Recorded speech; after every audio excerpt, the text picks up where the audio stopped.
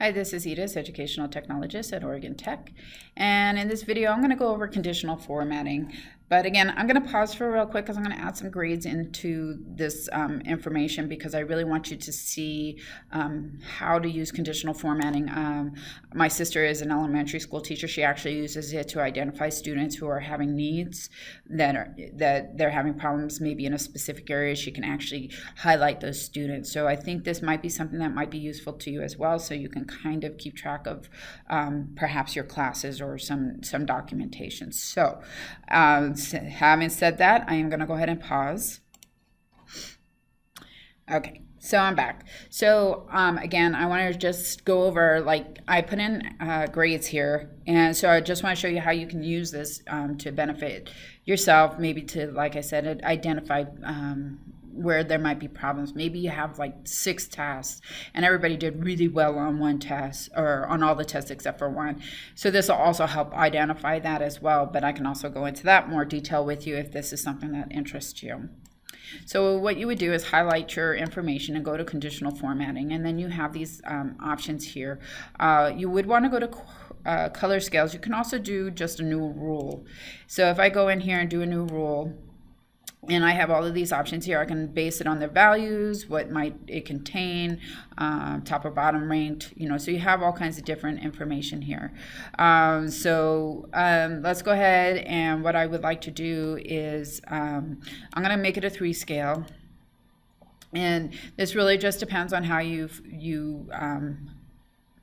want to combine the information. And so I can go in here and, oh, darn it, 3 scale. Okay, I can actually change the colors if I want. Maybe I don't like the red, blue, green. I mean, red, yellow, green. Maybe I want all blues, so I can say, I want this to be the lowest value, this to be the highest value, and maybe I want to highlight, the average, the midpoint, who has the midpoints. I can go with a little bit darker. Let's see if it lets me do this. And maybe I want to really stand out the lowest value just because, I want to identify that problem. So I can just say, okay. Now you can see I'm getting 2 different ones. I probably shouldn't have included all of the information here. So what I'm going to do is go ahead and hit undo, and I'm just going to grab this right here. Oh.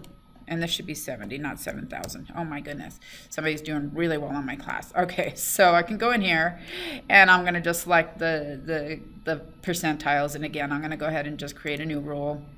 And if you have rules already created, let me just show this real quick. You can clear any rules from entire sheet. So now it won't do any type of conditional formatting for me. Okay, so let's go here again. So I'm going to go ahead and actually I'm going to do it through the new rule again, and I want to do based on their values, and I want to do a 3 scale.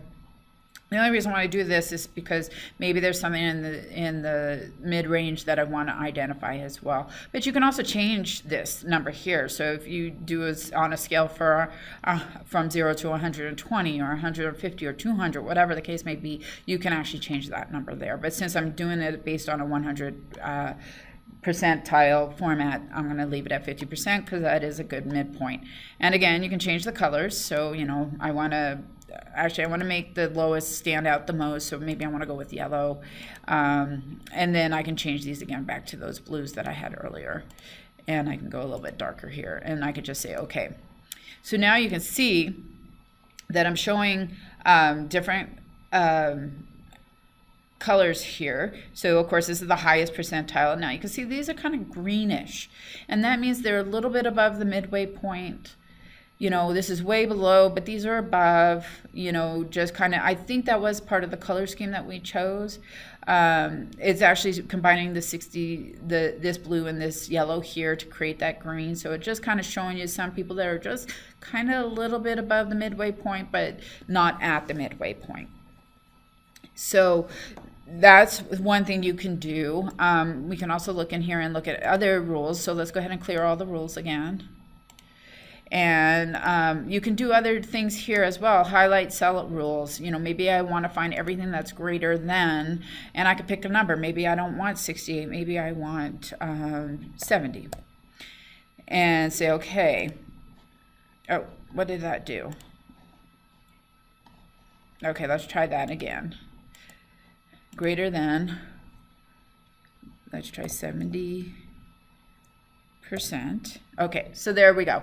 So you can see then again, I have it all highlighted again. Maybe, and I can change the color again. You have some options here. So this is a good way of identifying problems, you know, or maybe doing quick grading. You know, I want to show everybody who has everything, a number above 90%, because I'm going to give them all A's. There's only one person. Now remember, this is greater than. It's not greater than and equal to. It's just greater than. So, you know, and then I can go here and say I want anybody with 80% or higher, or higher than 80%. So then it highlights those for me. Now you see 92 is again selected. So there's really no, I'm sure there's a way that we can do that where we want to say, you know, but exclude anything from this range. So let's go ahead and hit cancel. So let's go ahead and go back in here. So we have the less than, here's the between. So we want to do anything between 80% and 90%. How about that? To 90%. So now I can identify those two grades, and then I can keep doing that as far as I want to go. So I think this might be a tool that a lot of instructors might find useful. If you don't, that's okay, but at least you know that it's available to you. That's my main concern here. And again, we have all kinds of other things here as well. Maybe we want to look at duplicate values. Maybe you're suspecting somebody cheated and you want to just find out who has the exact same grade, and then you can go back and look at those tests and be able to identify them as well. We also have show me the top 10%. Well, there's only one person with top 10%, you know, so let's see what else they have. Above average.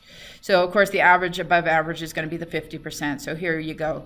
So this is a really useful tool. I hope people use it. I really like going over this, and actually I might just save this document so that I can play with this a little bit more during my trainings, because I always am missing something, and this is really a good one to work with for a lot of things. So you just got a little bit of a tangent from me as well. I can also create data bars, which is really kind of fun too.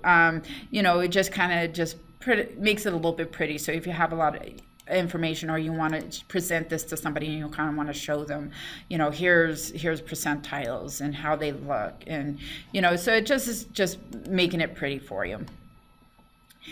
We can also go down to icon set. So, you know, you can add these in and you can show where people are like, you know, so it's kind of like the conditional formatting with the color scales, but just a little bit different. So, you know, you can show them as, you know, red and green lights, you know, that type of thing. So perhaps you want to show your grades this way. So you have some definite choices here that I think will be useful. It might help you with, you know, minimizing the time that you have to spend doing a lot of this stuff. I recommend that you just go through it, play with it, learn a little bit more about it.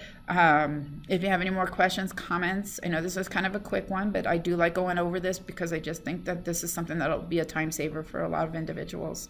So if you have any questions, comments, concerns, you can always email me at edis.warden@oit.edu, extension 51730, or you can find me in the Skype directory, Edis Warden, and I'd be glad to chat with you, Skype with you. That's what I'm here for. Please use me as best as you can to help you to make your life a little bit easier. Thank you, and have a great day.